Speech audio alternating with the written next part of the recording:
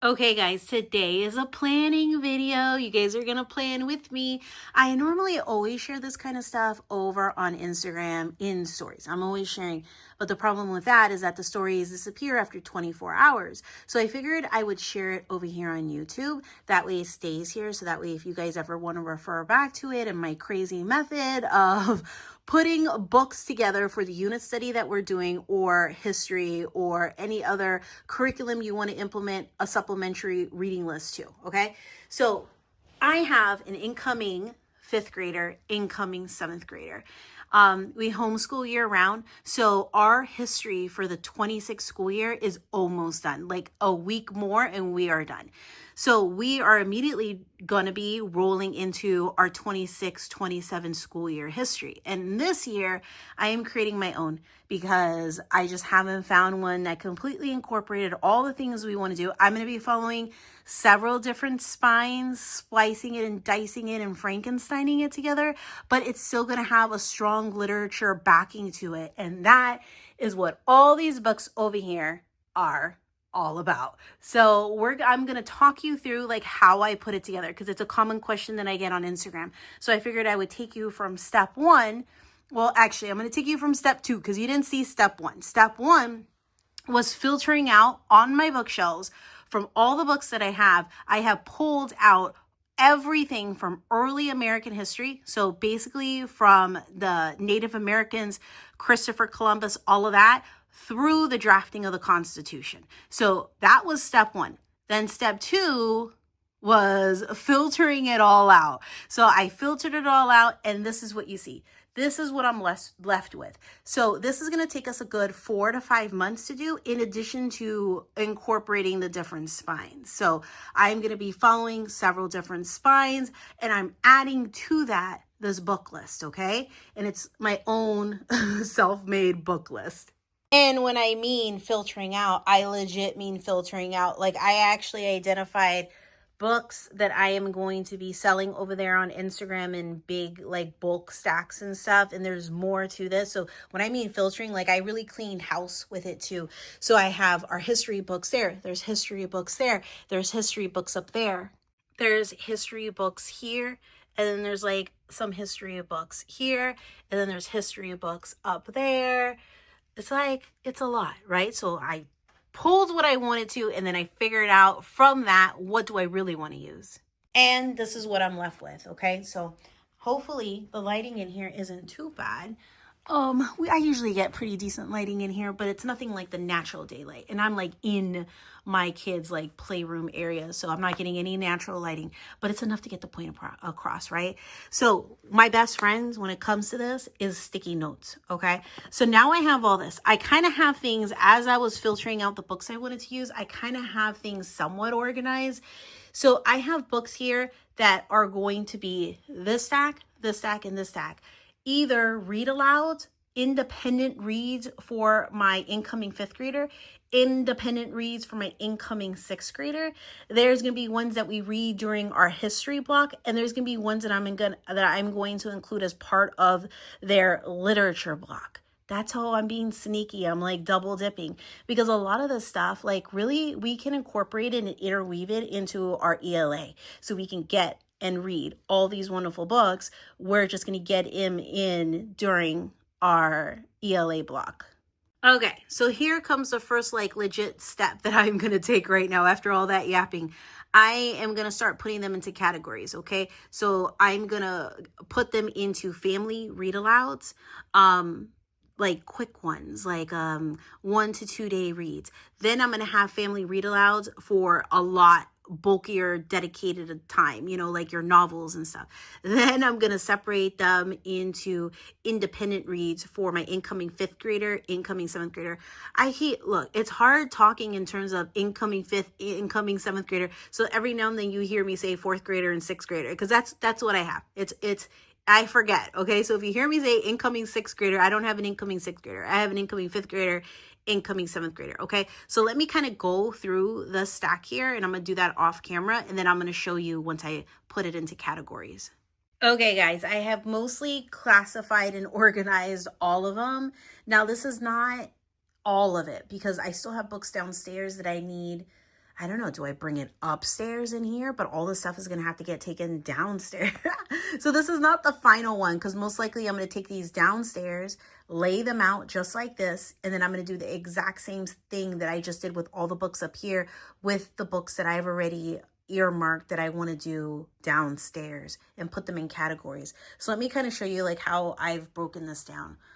So I have quick family reads in this stack, and I know you guys are going to want flip throughs of all the books. I will do flip throughs of every single stack when I have finalized it all. So when I finalize it, when I have finished doing unboxing number 2 and added all those books down to here, and when I get all, just when I finish it all, which hopefully should be this weekend. I'm really hoping for this weekend, but if not, it's for sure going to be next weekend because we start this that following Monday. So yeah, it's coming up. So I have over here quick family reads, anything that's going to take us no more than 2 days. But for the most part, they're like quick family reads.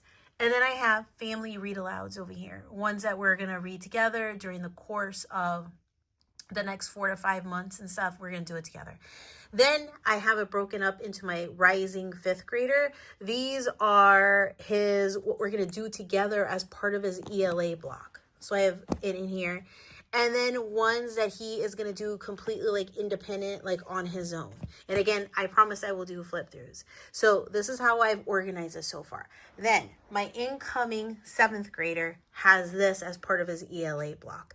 And these are things he's going to be doing for the most part pretty independently. I think I'm going to have to pre-read all this stuff, you know, like I'll be pre-reading it and creating questions for him and stuff. But for the most part, he's going to be reading this completely independent. So that's why I don't have like a stack of we're doing it together and then doing it independent like I did for my rising 5th grader. For him, he's mainly going to be doing this on his own. There are a few books that I'm waiting for, thrift books and A books, and I'm waiting for those to come. And there may be a few in there that we will be doing together. But for the most part, this is his independent stack that I'm going to be interweaving in his ELA. And then over here, I have the maybe stack. And I will show you this because we'll talk about that real quick.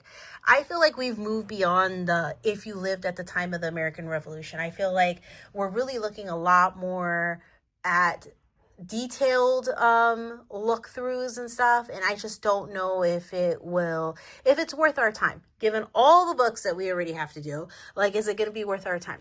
These I think are really awesome. The only problem is that they're done as a graphic organizer, and my kids are just not into graphic organizers anymore. They're just not.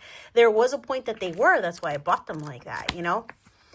History Smashers, I actually like. Out of this whole entire stack, this is the one that I'm kind of for my rising 5th grader. So I'm actually just going to pull this one off to the side. William Penn, we're from Pennsylvania, part of the PA Department of Education. Like, they require a specific course like in Pennsylvania or to have covered specific things like William Penn, you know. But again, this is done as a graphic organizer. And we're kind of already going to learn about William Penn anyway in our U.S. history block. This one I really also like. So I'm going to pull this aside as like a maybe. This one has all these in here. The Christopher Columbus, American Colonist, Boston Tea Party, American Pioneer, Wild Wild West.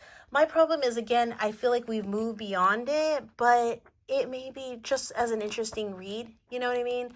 So I'm not sure. I am not sure. This is the only one staying in the maybe.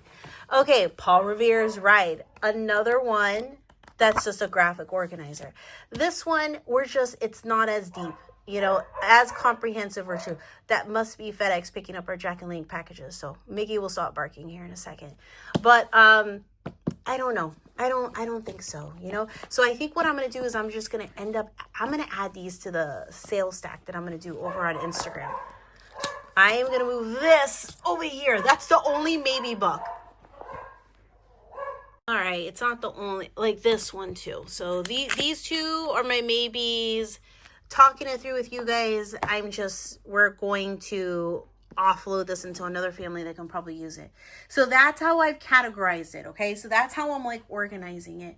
I have books over here as just resources for myself, and I have a stack over here on Constitution stuff, Constitution and US geography stuff, which I'm not even touching yet. I'm not even gonna touch it. I'm focusing primarily on all this stuff. Okay, guys, so this is how I organize my books, how I figure out like what I'm going to use, how I'm going to incorporate it in with unit studies that we're doing, in with supplemental reading lists for history, for geography, for like all the things. The key is organizing it into categories. So first you purge your shelves, go and purge your shelves, take a look at what's going to work for you guys this year, and then start separating them into different stacks. If you have like different age kids, what you want to do. I have like a lot of just little cute picture books and stuff. And I promise I will do flip throughs, but just in a different video. So things to just, to like read throughout the course. And then for my 5th grader, I do have them separated. Ones we're doing together, ones that he's going to be doing on his own, and then family read. So ones that we're going to be reading, like that's not going to take us a day. These are quick, like little 15-minute, if that ones, right? These are not. These are like longer ones. And again, I'm waiting for more books for that one. And then for my incoming 7th graders block that he's going to just be reading on his own, that I'm going to incorporate in a sneaky way into their ELA. Okay, guys, I hope that helped. I always wonder, like, am I actually helping you guys? Did this actually clarify some stuff? I really hope. This is like, when you guys ask me, like, how are you putting together your units? How are you organizing your books? Like, how are you figuring out what books to include and all that stuff? This is how I do it. And then as I'm organizing and putting together, I'm seeing what gaps I have. And I'm like, oh my gosh, I hardly have anything in here on Lewis and Clark if I want to go into that. There's hardly anything in here about whatever. And that's how I figure it out, Like if I had for my rising 7th grader and I only have like 2 or 3 books here, to me that's a big gap. I'm like, okay, I only have 3 books in here that he's going to be reading versus my incoming 5th grader has like a slew of stuff. Then I would be like, no, I have to find like more books and stuff. But again, he specifically is going to have more books added to this. I'm just waiting for it. And in here I have more books that I'm adding into that, So let me know, guys. I hope it's been helpful.